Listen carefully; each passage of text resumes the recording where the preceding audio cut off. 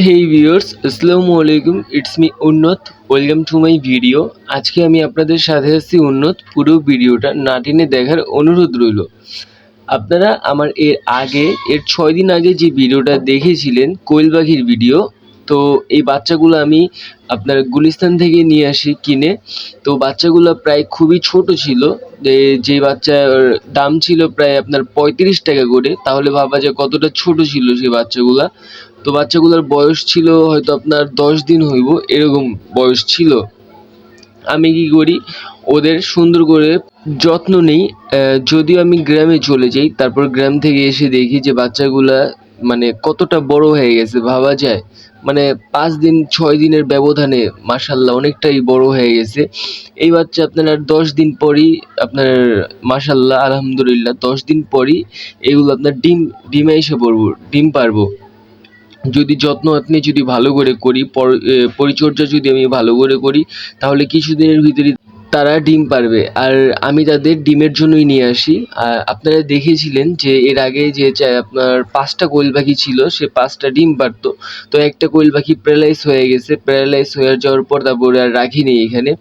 তো ভাবছিলাম ওরে ট্রিটমেন্ট করালে সুস্থ হইব, কিন্তু দেখা যায় যে ট্রিটমেন্টের মেডিসিনই আপনার অনেক দাম।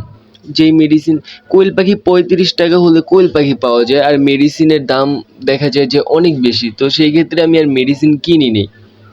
আমি ভাবছি যে আমি পাখি কিনবো, আর পাখির সংখ্যা আমি আরও বাড়াবো, যাতে করে আমি যেন আরও ডিম পাই। এরা কিন্তু অনেক ডিম দেয়, এই ডিমের জন্যই এদের আমি নিয়ে আসি কিনে। তো এদের পরিচর্যা সুন্দরভাবে করি। এদের আমি খাবার দিই আপনার সোনালি স্টার ফিড, আর তাছাড়া আর কোনো খাবার দিই না, এটাই থাকে। আর এদের আমি আরডিবি ভ্যাকসিন কমপ্লিট করি, যাতে করে এদের ঠান্ডা না লাগে, যাতে করে এদের অন্য কোনো রোগ যাতে এদের আক্রমণ না করতে পারে।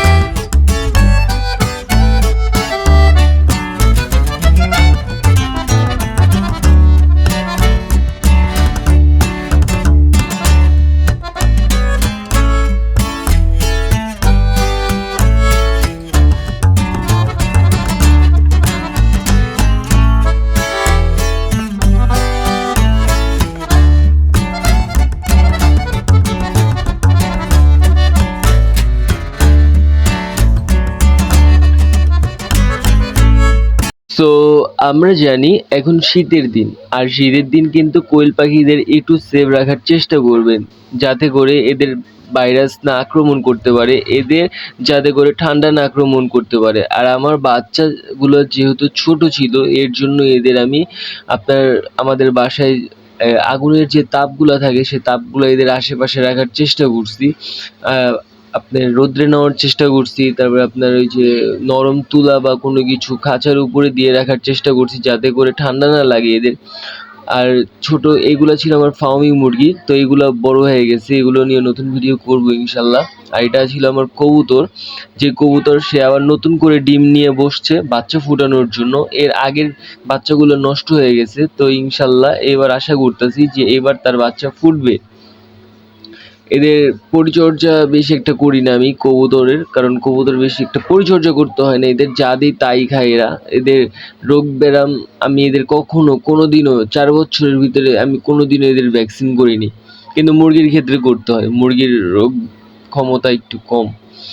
তো যাই হোক, এখন মানে এদের আমি কি করছি, কোয়েল পাখিদের আপনার আরডিবি ভ্যাকসিন কমপ্লিট করছি। আরডিবি ভ্যাকসিন কমপ্লিট করার পর তারপরে এদের আমি আপনার সোনালি স্টার যে ফিড আছে, সেই ফিড আমি এদের সুন্দরভাবে খাওয়াইছি কয়েকদিন। তো ফিড খাওয়ানোর পর দেখছি যে এরা মানে এখন থেকে যদি এদের পরিচর্যা না করি, তাহলে কিন্তু ডিমে এরা আসবেও না। আর ডিমের বয়স পার হয়ে যাব, তখন কিন্তু ডিম পারবো না। যদি এদের আমি ব্লোডিং না করি, এদের তাপমাত্রা না দিই, এদের খাবার মানে এদের যত্ন, এদের পরিচর্যা, এদের মেডিসিন, এদের ভিটামিন এগুলো যদি না করি, তাহলে এরা ডিমে আসবো না কখনই না। তো এটা এই সাইডের যেটা দেখতেছেন সাদা কালো, এটা হলো ওই কবুতরের জোড়ার সাইড। তো ওই এখন এখানে বসে আছে। আর এই সাইডটা যেটা দেখতেছেন একদম কালো, এটা হলো ওর বাচ্চা। তো ওর বাচ্চাও মাশাল্লাহ বড় হয়ে গেছে অনেকই। তো এখন ওই হলো ডিমে তা দিতেছে, আর এখানে পুরুষ যেটা আছে নর, সেটাই এখন এখানে বসে আছে। তো যাই হোক, কোয়েল পাখি একটি লাভজনক পাখি, এটা আপনাকে মানতেই হবে। আর লাভজনকের জন্যই এখন নানান জায়গায় আপনার কোয়েল পাখি নিয়ে বিজনেস শুরু করছে অনেকজনে। আর সেই বিজনেসের ভিতরে অনেক প্রতারকও আছে, যখন আপনাকে যারা পাখি চিনে না তাদের বলে, নর পাখি দিয়ে বলে যে এগুলা ডিম পারবো। আসলে নর পাখি কখনো ডিম পারে না। তো এইগুলা তারা পালন করে, হয়তো চিনে না জানে না। ছোট খামারি যারা আছে তাদের ক্ষেত্রে এই ভুলগুলো বেশি হয়। আর বড় খামারি যারা আছে তারা তো চিনেই, তো না চিনে তো তারা পাখি নেয় না। আর তাদের একটা ক্ষেত্রে অনেক অসুস্থ পাখি দিয়ে দেয়, তারপর অনেক প্যারালাইজ পাখি দিয়ে দেয়, যে পাখি দেওয়ার ফলে সে পাখি অসুস্থ হয়ে পড়ে। তো যাই হোক, কোয়েল পাখি একটি লাভজনক পাখি। কোয়েল পাখি অধিক পরিমাণ ডিম দেয় যদি এদের একমতম বয়স থেকে নিয়ে আপনার 35তম দিন এদের পরিচর্যা সঠিকভাবে করানো হয়, তাহলে ইনশাল্লাহ এদের থেকে আপনার প্রফিট খুব ভালো পাবে। আর এরা অনেক ডিম দেয়, মানে ডিম এরা আমি শুনছি যে একটানা 18 মাস ডিম দিতে থাকে, ফার্মি মুরগির মতন। আর এরা আপনার ডিম যখন পারবো তখন কখনো ডিম রাত্রে পারে, কখনো ডিম সকালে পারে। তো সেই ক্ষেত্রে আপনার ডিমগুলো চেক করে রাখতে হইব যে কখন ডিম পারে। আর তাছাড়া এরা ডিম ভাঙে না পাড়া দিয়া, ওই ভয় আপনার নাই যেই ভয় মুরগির ভিতরে আছে। মুরগির ডিম পাড়া দিয়ে ভেঙে ফেলে, তো কোয়েল পাখি এরকম না। তো আমার কোয়েল পাখিগুলারে আমি এখন পানি খাইতে দিছি। তো পানি দেখলাম দেওয়ার সাথে সাথে মানে ওনার পুরো শরীর ভিজায় ফেলছে। তো যদিও আমার এখানে কোনো টেনশন নেই, কারণ আমার এখানে আপনার চুলা আছে। তো সেই ক্ষেত্রে চুলার তাপ উপরে উঠতেছে, এর জন্যই আমি এদের উপরে রাখছি। তো চুলার তাপ উপরে ওঠার ফলে এরা হয়তো শরীর কিছুটা গরম, এর জন্য পানি দিয়ে এইভাবে গোসল করতেছে। আর কোয়েল পাখি কিন্তু আপনার বালি দিয়ে গোসল করে। সেক্ষেত্রে আপনার বাসায় আশেপাশে ছোটোখাটো একটু বালি রাখলে সবচেয়ে ভালো হয়। এরা যদি গোসল করে এদের শরীর থেকে যে বাজে স্মেল আছে সেই স্মেল কখনোই আসবো না। সেইভাবে পরিচর্যা করবেন এদের। এদের ভালোভাবে পরিচর্যা করবেন আপনি, ইনশাল্লাহ ভালো কিছু পাবেন। আর এদের পরিচর্যা করবেন না, সেক্ষেত্রে আপনি এদের কাছ থেকে ডিম আশা করবেন, সেটা হলো আপনার বোকামি। বোকামি ছাড়া কিচ্ছু না। আর অনেক কথাই বললাম, অনেক কিছুই বললাম। সো ভিউয়ার্স, আজ এই পর্যন্ত। দেখা হবে আবার নতুন কোনো ভিডিওতে ইনশাল্লাহ। Subscribe to my channel. আল্লাহ হাফেজ। আর কিছু বলার থাকলে কমেন্ট করতে পারেন। আপনাদের জন্য